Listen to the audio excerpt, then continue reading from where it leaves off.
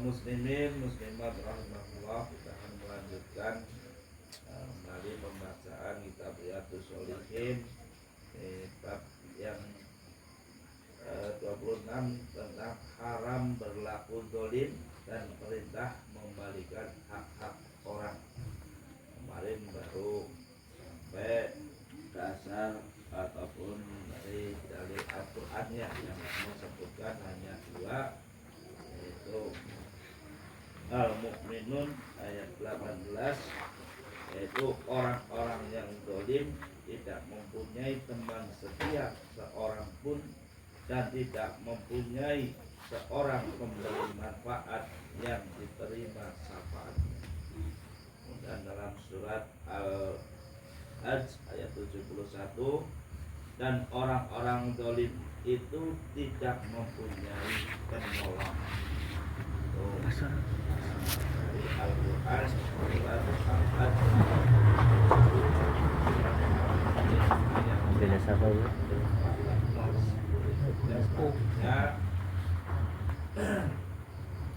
Tentang dari hadisnya.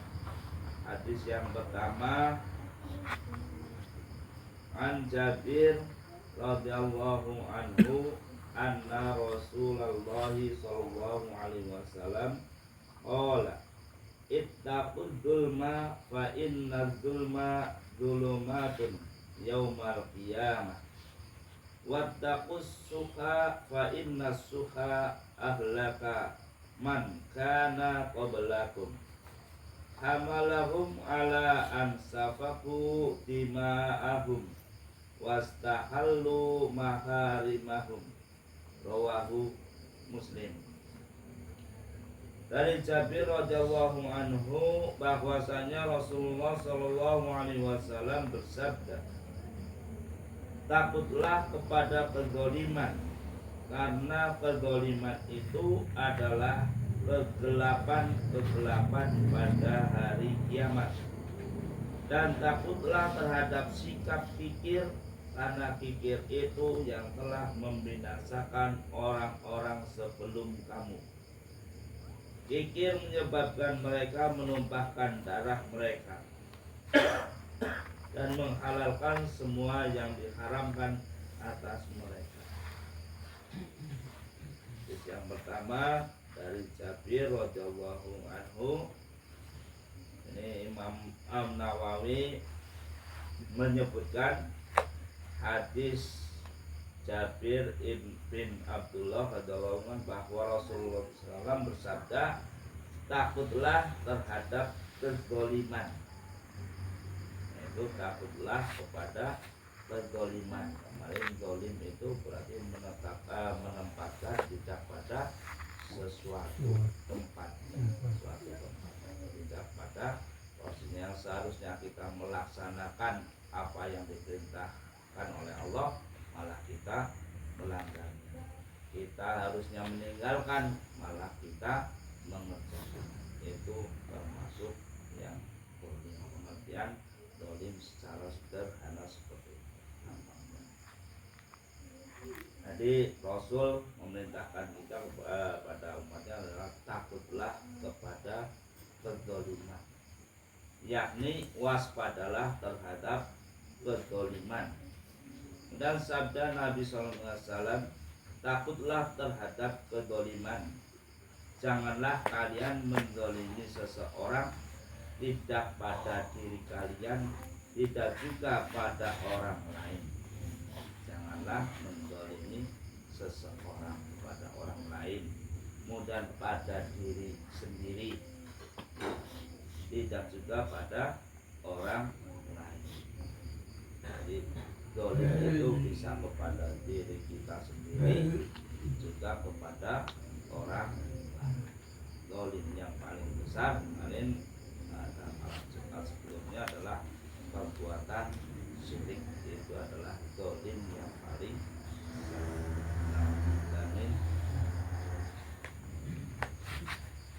karena sesungguhnya kezaliman itu adalah kegelapan pada hari kiamat. Nanti karena pada hari kiamat itu tidak ada cahaya, digambarkan oleh Nabi itu bahwa nanti Jadi pada hari kiamat itu tidak ada cahaya, gelap hitam, kecuali orang yang diberi cahaya oleh Allah. Kecuali orang yang diberi cahaya oleh Allah, maka akan bisa menerangi. Adapun orang yang tidak diberi cahaya oleh Allah, maka tidak ada cahaya dan di segala sesuatu hanya berasal dari Allah, itu dari Allah. Maka kita mengerjakan segala sesuatu yang niatkan hanya karena Allah semata, tidak karena orang lain ataupun tidak karena sesuatu. Seorang muslim akan mendapatkan cahaya sesuai dengan kadar keimanannya. Namun jika berbuat dolim, maka hilanglah cahayanya sesuai dengan kedoliman yang ia lakukan. Karena Nabi SAW bersabda, takutlah pada kedoliman, karena kedoliman adalah kegelapan pada hari kiamat. Di cahaya yang kita dapatkan nanti seorang muslim ini sesuai dengan kadar keimanannya. Berarti semakin imannya kuat, semakin takwa kepada Allah, insya Allah cahayanya akan semakin terang. Baliknya, ketika keimanan kita setengah-setengah ataupun ragu-ragu, ketakwaan kita yang sepenaknya sendiri, maka cahayanya pun akan redup ataupun tidak terang. Ini memang di sini disebutkan sesuai dengan kadar keimanan. Namun jika dia berbuat dolim, maka hilanglah cahayanya sesuai dengan kedoliman yang dia lakukan.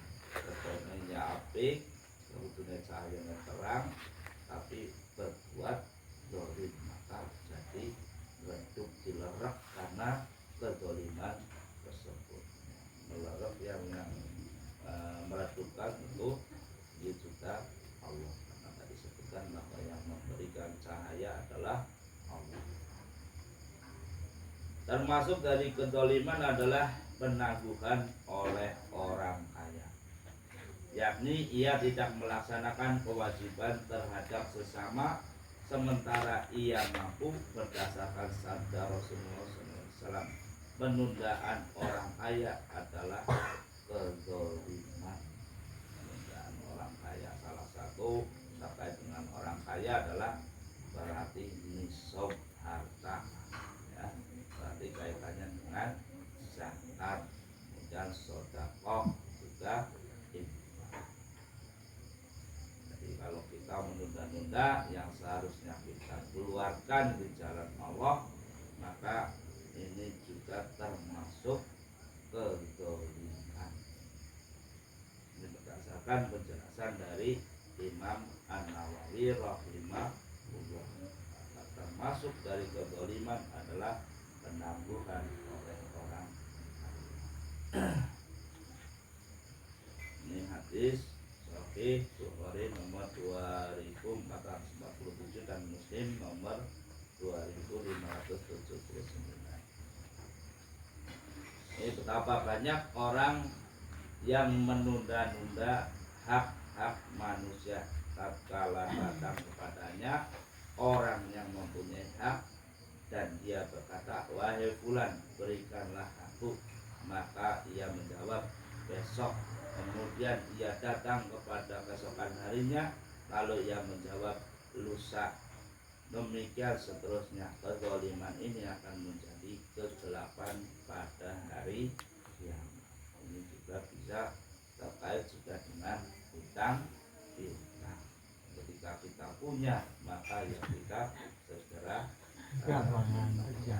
kalau belum sampai ditagih, kalau sampai nyata besok lagi, lusa lagi, padahal sudah memiliki, maka ini juga termasuk salah satu kedoliman, itu menunda-nunda hak manusia. Itu juga ketika mungkin terkait dengan pekerjaan, ya, pekerjaan juga punya hak besok padahal sudah ada mungkin yang memerintahkan memberikan pekerjaan, sudah ada uangnya untuk membayar, tapi besok, kecuali beda lagi ya kalau memang kontraknya, transaksinya itu nanti 1 minggu 1 bulan, itu bukan termasuk yang menunda. Kalau biasa harian memang sudah ada ditunda-tunda ya, itu salah satu bentuk kezaliman. Yang bulanan ya, seperti itu juga ketika harusnya tanggal 1 misalnya dibayar, sudah ada uang untuk membayar belum dibayarkan, maka itu juga salah satu bentuk kezaliman. Dan sabda Nabi Shallallahu Alaihi Wasallam, takutlah kalian terhadap sifat kikir yang yakni kikir yang terlalu tamak terhadap harta.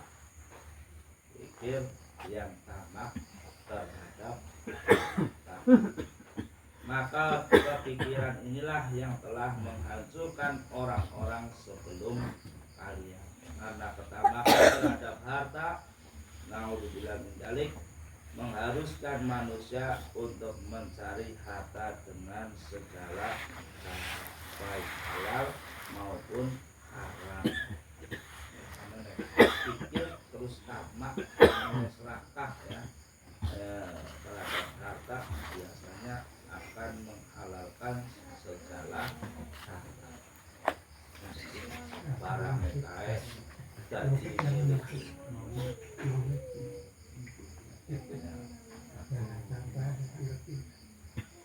Cari harta dengan segala cara, baik halal maupun haram, itu biasanya dilalui.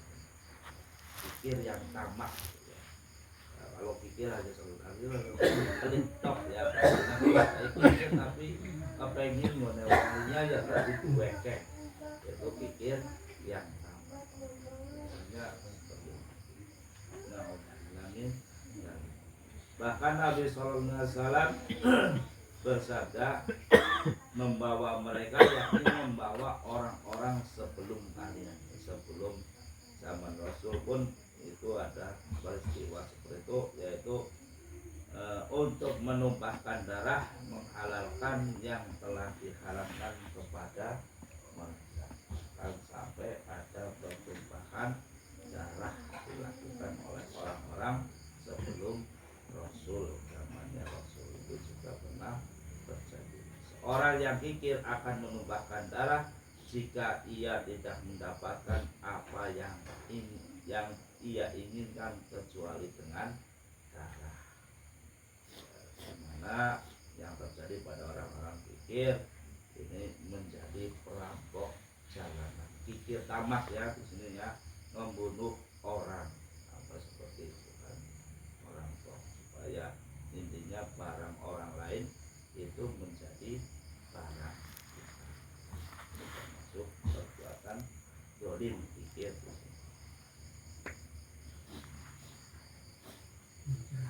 Maka Nabi Sallallahu Alaihi Wasallam untuk mengambil harta memberikan peringatan dari 2 perkara ini, yaitu kita diingatkan tentang kezaliman dan juga kepikiran. Kezaliman melanggar hak orang lain, kikir adalah tamak terhadap apa yang ada pada orang lain. Maka semua hal itu diharamkan karena Allah Ta'ala berfirman dalam surat Al-Hasyr ayat yang ke-9, dan barang siapa yang dijaga dirinya dari kepikiran, maka mereka itulah orang-orang yang beruntung. Surat Al-Hasyr ayat 59, orang yang beruntung adalah orang yang dijaga dari kepikiran, lagi tamak. Ini termasuk orang yang beruntung. Ayat ini menunjukkan bahwa barang siapa yang tidak dipelihara dari kepikiran dirinya, maka dia mendapatkan keuntungan. Orang beruntung adalah orang yang dijaga oleh Allah dari kepikiran dirinya. kita memohon keselamatan menolong dan kita tentu dilindungi dari sifat ataupun perilaku dolim dan juga kegigihan dan juga kejahatan. Muslimin muslimat rahimahullah. Hadis yang pertama kita diperingatkan tadi adalah dolim dan juga kikir. Dan hadis berikutnya An Abi Hurairah radhiyallahu anhu anna Rasulullah sallallahu alaihi wasallam qala la tu'addunnal huquqa ila ahliha yaumal qiyamah hatta yuqada lisyatil jalha'i minasyatil qorna'i. Rawahu Muslim. Dari Abu Hurairah radhiyallahu anhu bahwasanya Rasulullah sallallahu alaihi wasallam bersabda, semua hak itu pasti akan dipenuhi pada hari kiamat kelak, sehingga kambing yang ditanduk diberi haknya menanduk semula kambing yang menanduknya ketika hidup di dunia.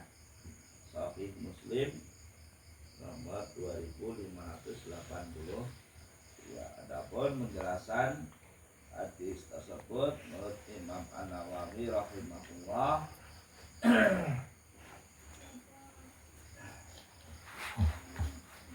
sesungguhnya Nabi SAW bersabda, semua hak itu pasti akan dipenuhi pada hari kiamat kelak, sehingga kambing yang ditanduk diberi haknya menanduk semula kambing yang menanduknya ketika hidup di dunia. Dalam hadis ini Rasulullah SAW bersumpah, baginda adalah orang yang jujur lagi percaya dengan tanpa menggunakan lafaz sumpah. Baginda bersumpah bahwa hak-hak akan ditunaikan kepada pemiliknya pada hari kiamat. Hak yang akan ditunaikan kepada pemiliknya pada hari kiamat. Tidak ada satupun hak yang disia-siakan. Hak Anda yang tidak ditunaikan di dunia akan ditunaikan di akhirat nanti. Sampai kambing yang tidak bertanduk pun akan ditunaikan kisosnya dari kambing yang bertanduk.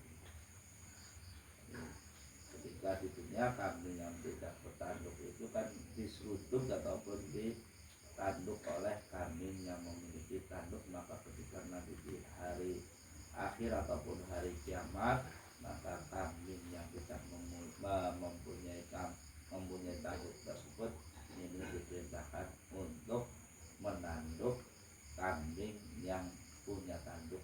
Ketika dunia itu menanduknya.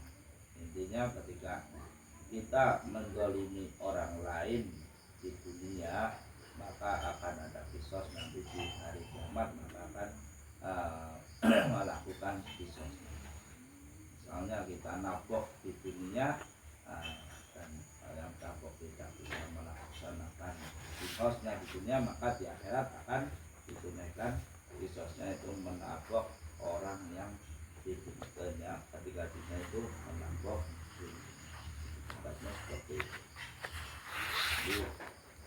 Mari kita berhati-hati terhadap perilaku kezaliman, terutama kezaliman terhadap orang lain.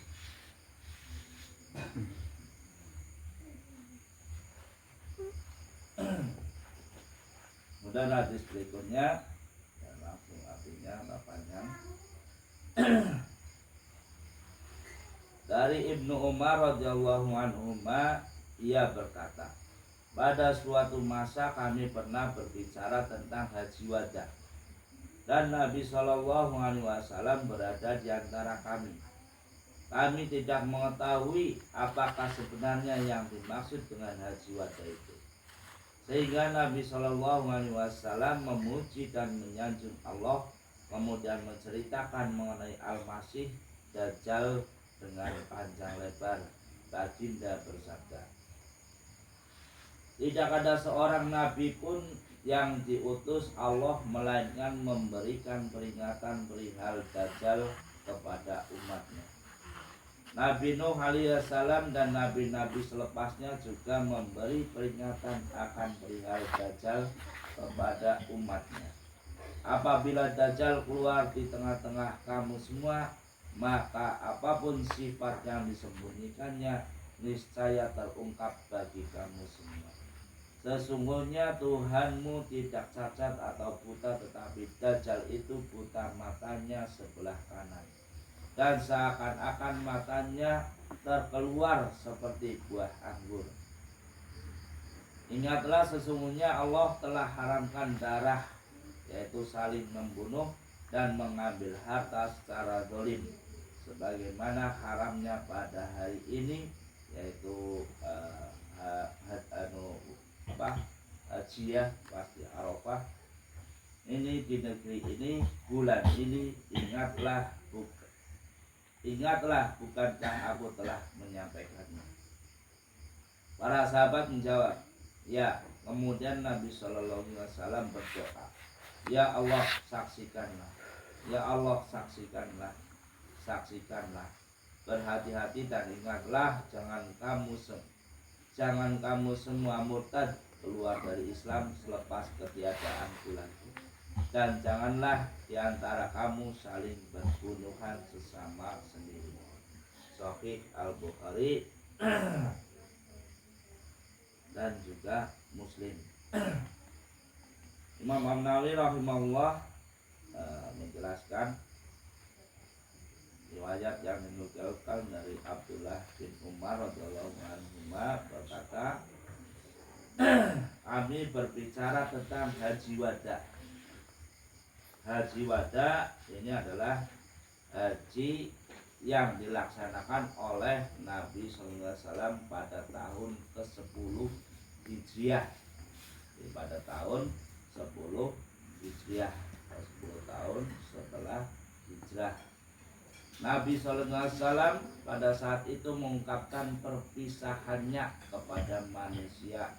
Nabi SAW bersabda, barangkali aku tidak akan bertemu kalian lagi setelah tahun ini.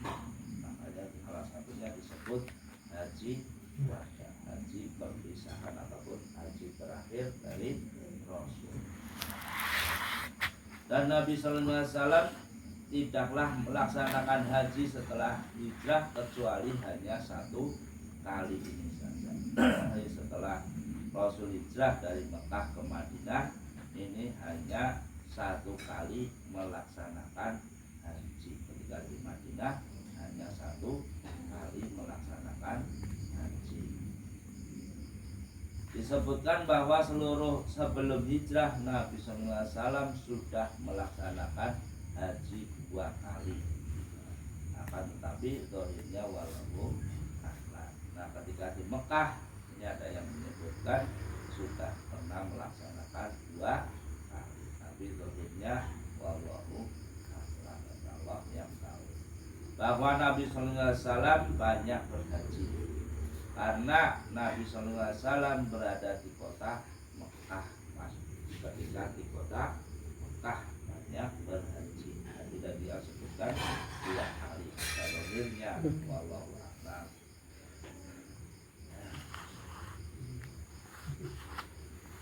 Pada satu musim Nabi SAW keluar mengajak orang-orang dan kabilah-kabilah kepada agama Allah.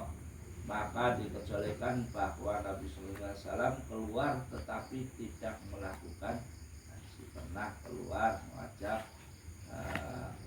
orang-orang kabilahnya untuk kepada agama Allah, tapi bukan untuk melakukan haji. Yang terpenting bagi kita bahwa Nabi SAW melaksanakan haji pada akhir umurnya, yaitu pada tahun ke-10 Hijriah. Yang penting, yang paling penting adalah bahwa Rasul itu haji yang terakhir yaitu ketika pada tahun ke-10 Hijriah. Nabi Sallallahu Alaihi Wasallam tidak melaksanakan haji sebelum itu ataupun sebelum itu setelah hijrahnya. Setelah hijrah ke Madinah belum pernah melakukan haji. Yang demikian itu karena kota Mekah masih berada di tangan orang-orang Quraisy sampai tahun ke-8 Hijriah. Nah, di sini disebutkan alasannya adalah karena ketika itu Mekah itu masih berada di tangan orang-orang Quraisy, yaitu pada sampai tahun ke-8 Hijriah. Kemudian Nabi SAW menaklukkan pada bulan Ramadan tahun ke-8 Hijriah. Setelah itu Nabi SAW keluar menuju Taif. Selanjutnya Nabi SAW memerangi kaum Sakif dan terjadilah perang Taif yang terkenal. Nabi SAW melakukan umroh pada malam harinya. Tidak banyak orang yang mengetahui Nabi SAW. Setelah itu Nabi SAW kembali ke kota Madinah, yaitu pada tahun ke-8. Pada tahun ke-8 terjadi perang Taif untuk pembebasan ataupun memerangi kaum Sakif. Ini pada saat itu Rasul hanya melakukan umroh, itu pun pada saat malam hari, orang-orang tidak mengetahui. Kemudian pada tahun ke-9-nya ini banyak duta-duta yang datang kepada Nabi SAW dari setiap pelosok. Maka baginda Nabi tetap berada di kota Madinah untuk menyambut para duta. Jadi tidak pada tahun 9-nya juga tidak melaksanakan haji. Jadi ketika para duta ini datang ke kota Madinah, mereka bisa menemui Nabi. Tujuannya seperti itu, tidak melaksanakan haji karena pada saat itu banyak sekali duta dari segala pelosok ini menemui Rasul.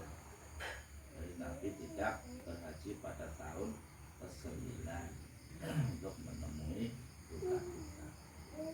Kemudian pada tahun 9 ini orang-orang kafir berhaji bersama kaum muslimin, ya, karena mereka tidak dilarang masuk ke kota Mekah. Ya, hajinya orang kafir ya beda ya. Intinya ketika orang kafir melakukan tawaf di Ka'bah itu kan dengan cara telanjang, dengan cara telanjang. Maka ketika ini yaitu mereka tidak dilarang masuk ke kota Mekah. Nah setelah itu baru dilarang masuk ke kota Mekah. Turunlah ayat yaitu surat At-Taubah ayat yang ke-28. Wahai orang-orang yang beriman, sesungguhnya orang-orang musyrik itu najis, kotor jiwa. Karena itu janganlah mereka mendekati Masjidil Haram setelah tahun ke-9, yaitu tahun ke-10-nya orang-orang kafir musyrik itu tidak boleh masuk ke kota Mekah untuk melaksanakan tawaf. Ini sudah turun ayat yaitu surat At-Taubah ayat yang ke-28. Muadzin Rasulullah SAW mengumumkan bahwa tidak dibolehkan orang-orang musyrik berhaji sesudah tahun ini. Orang-orang musyrik tidak boleh tawaf di Ka'bah dalam keadaan telanjang.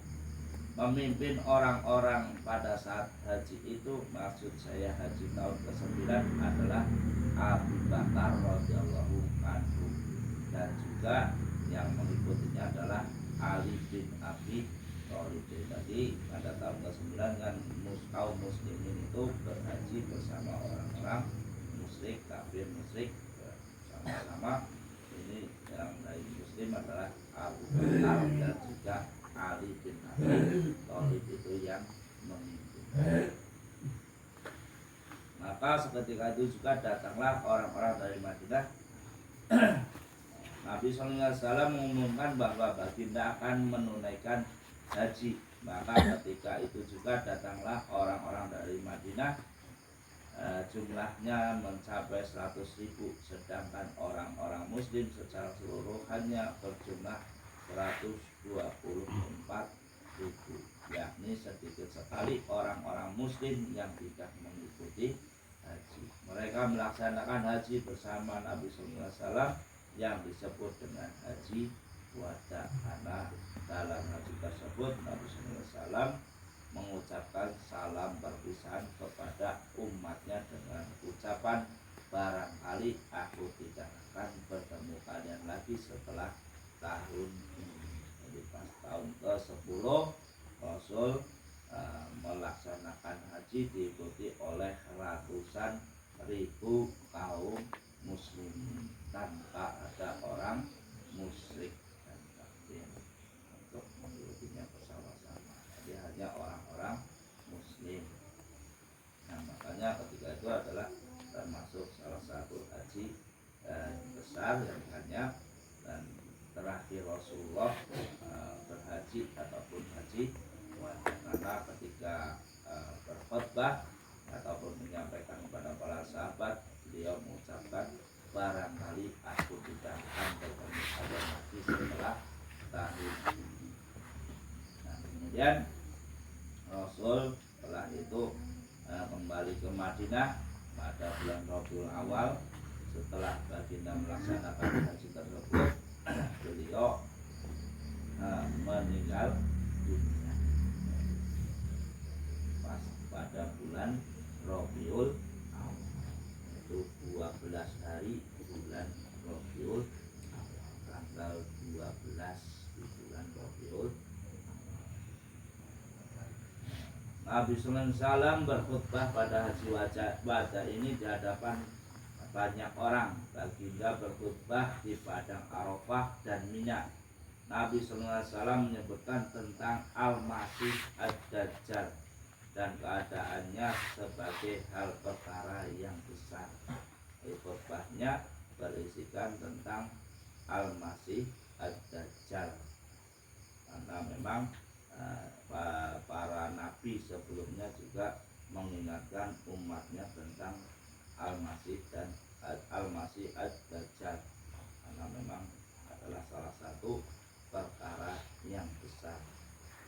Nabi SAW mengingatkan dari Dajjal dengan peringatan yang sangat keras, dan baginda juga melakukan hal ini ketika di Madinah. Jadi tidak hanya satu kali ketika di khutbah Arafahnya tadi, ya, tidak pernah disampaikan juga ketika di Madinah. Nabi SAW menyebutkan Dajjal dan memperingatkan darinya dengan peringatan yang sangat keras, sehingga para sahabat berkata, kami menyangka bahwa Dajjal itu ada sekarang di pelepah-pelepah kurma, yakni sudah datang dan masuk, karena sangat kuatnya peringatan Nabi SAW. Saking kerasnya ataupun kuatnya peringatan dari Rasul, ini para sahabat mengira ini sudah ada Dajjal pada waktu.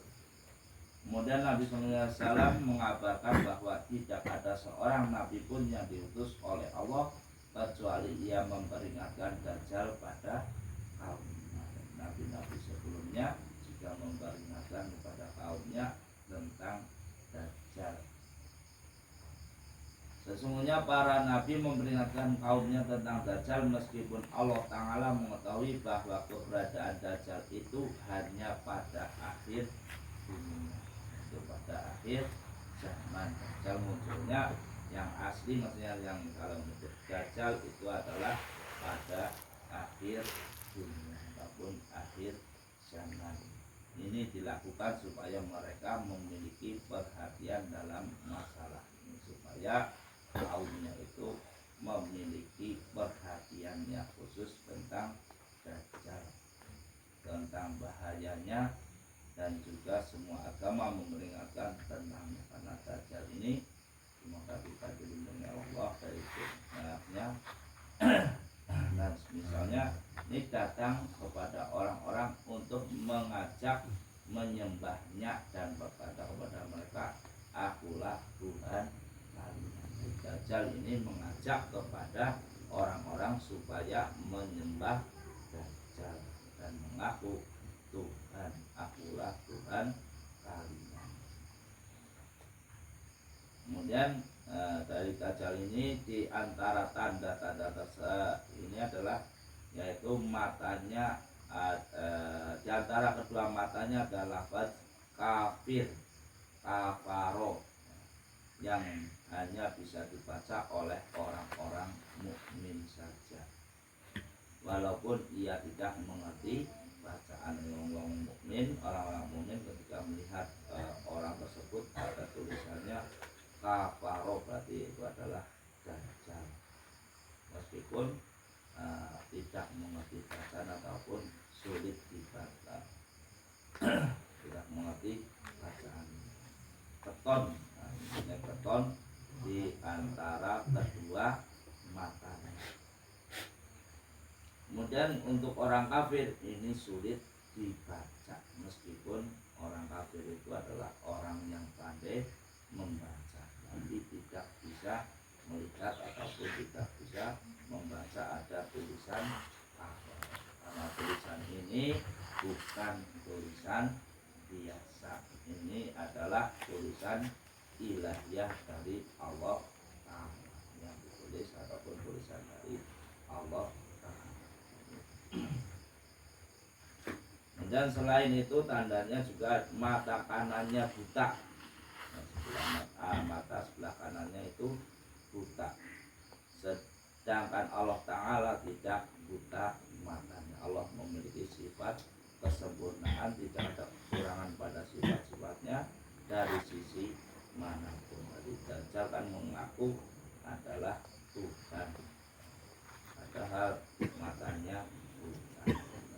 Allah itu tidak maha kesempurnaan, memiliki sifat yang sempurna.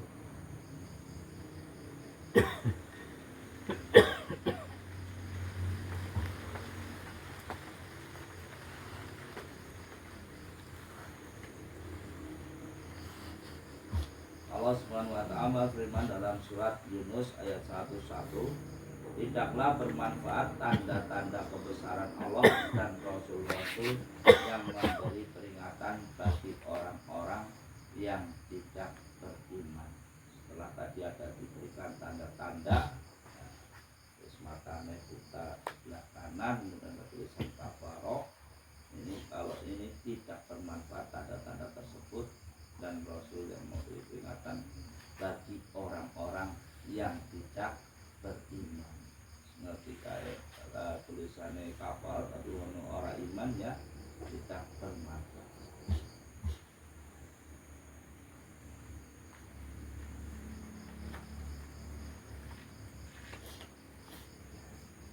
Rasul bersabda, dan jika Dajjal keluar dan aku tidak ada bersama kalian, maka orang-orang akan menjadi pelindung jiwanya masing-masing, dan Allah lah pengganti diriku bagi tiap-tiap orang muslim. Yang akan melindungi orang-orang muslim adalah Allah Subhanahu wa ta'ala.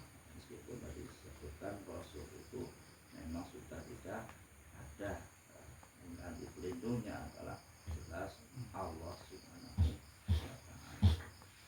Kaum muslimin muslimat rahimakumullah, kesimpulannya adalah bahwa Nabi Sallallahu Alaihi Wasallam memberi peringatan tentang Dajjal dengan peringatan yang sangat keras, dan baginda mengabarkan bahwa Dajjal al-Akbar akan keluar pada akhir zaman.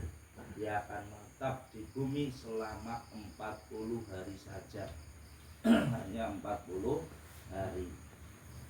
Tetapi hari pertamanya itu seperti 1 tahun, yaitu 12 bulan. Hari pertama 1 tahun. Matahari tetap di pertengahan langit selama 6 bulan. Matahari awan terus dari timur ke barat. Dia tidak tenggelam pada masa yang panjang ini. Dia tenggelam dan keadaan menjadi malam selama 6 bulan, malamnya lagi selama 6 bulan, berarti genap 1 tahun. 1 hari 1 sama dengan 1 tahun. Nanti ketika muncul Dajjal di hari pertama. Hari kedua 1 hari 1 tahun ya, sama dengan 1 tahun. Kemudian hari keduanya yaitu seperti 1 bulan. Hari keduanya seperti 1 bulan, berarti awane ya 15 dina, kemudian mung ini 15 dina. Dan hari ketiganya seperti 1 Jumat. Dan hari-hari yang lainnya seterusnya adalah seperti hari-hari biasa, yaitu ada 7 hari dan 30 harinya seperti hari-hari biasa normal maning kayak biasanya. Setelah hari yang keempat, hari keempatnya itu sudah normal seperti biasa. Ketika Nabi SAW menceritakan hadis ini kepada para sahabat, mereka dapat membayangkan bagaimana matahari bisa bertahan selama 1 tahun tidak berputar di atas bumi, sedangkan dia berputar di atas bumi setiap 24 jam. Normalnya kan 24 jam muter matahari. Kekuasaan Allah Ta'ala melampaui itu semua, dan Allah Maha Kuasa atas segala sesuatu. Para sahabat biasanya tidak bertanya tentang permasalahan alam semesta dan takdir. Kaitannya dengan alam semesta dan takdir, para sahabat itu terdiam. Tetapi terkait dengan syariat-syariat, maka para sahabat itu pasti akan menanyakannya. Perkara syar'i ini akan ditanyakan oleh para sahabat, karena saking imannya ya para sahabat. Ya disebutkan tadi sedina kok tadi setahun. Nah, saya kan mikir orang nalar lah, tentang teman. Tapi para sahabat langsung mengimani dan meyakini. Ketika Nabi SAW menceritakan kepada mereka bahwa 1 hari itu seperti 1 tahun, mereka berkata, "Ya Rasulullah, 1 hari seperti 1 tahun. Apakah kami cukup melaksanakan 1 sholat?" Nah, dan tanyakan perihal saatnya, bukan perihal apa ya, bukan, tapi perihal saatnya. Ya cukup melaksanakan 1 sholat sehari dalam hitungan 24 jam. Nabi SAW menjawab, tidak, tapi disesuaikan dengan kadar, yakni perkirakan antara 2 sholat dan sholatlah. Misal, jika telah terlihat waktu subuh, maka kita laksanakan sholat subuh.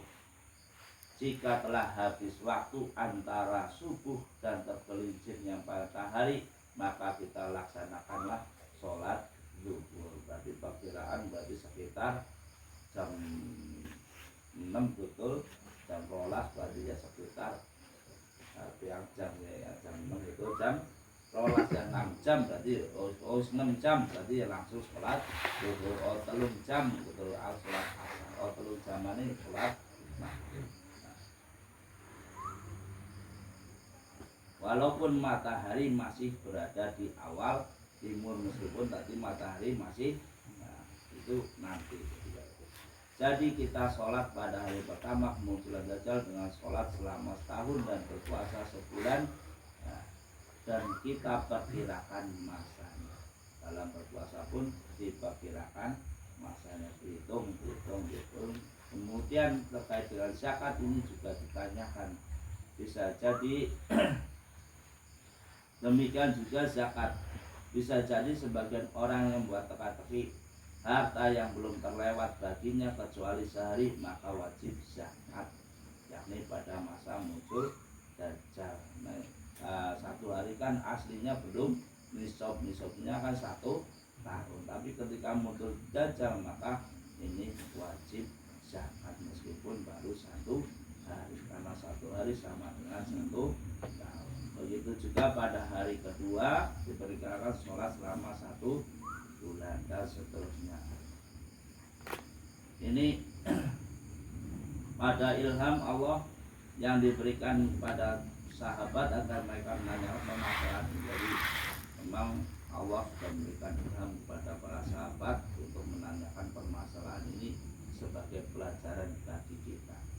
Karena sekarang ini memang ya sudah ditemukan ya di bagian utara dan selatan bumi, ya, bagian utara dan selatan bumi, di mana matahari terbenam selama 6 bulan dan terbit selama 6 bulan. Jika tidak ada hadis ini, mungkin orang-orang akan mendapatkan kesulitan. Itu yang kalau di peta ya bagian atas kan, bagian utara atas kan bentuk ketika malam ya lama, ketika siang lama. Pas lagi ke bagian srengenge berarti mandan suwe puasa siangnya. Kemudian pas lagi tidak ke bagian matahari, maka malamnya itu akan lama. Ini sudah terbukti di dunia. Ada perbedaan antara waktu siang dan malam. Beruntung kita di tengah-tengah, itu berarti normal 24 jam. Kalau yang di bagian utara, kalau tidak di peta ya bagian atas, itu berarti kadang malamnya lama, kadang siangnya yang lama, tergantung posisi mata. Ini sebenarnya sudah dari dulu sudah disampaikan oleh Rasul dan ditanyakan oleh para sahabat. Ini makanya jadi rujukan untuk pelaksanaan sholat di daerah-daerah tersebut. Biasanya aturan yang mengikuti aturan yang di terdekat, negara terdekat, biasanya seperti itu. Wallahu a'lam bishawab. Hanya itu yang bisa kami sampaikan. Ataupun kami katakan, kurang lebihnya kami mohon maaf. Mari kita ilaihi taufiq wal hidayah. Wassalamualaikum warahmatullahi wabarakatuh.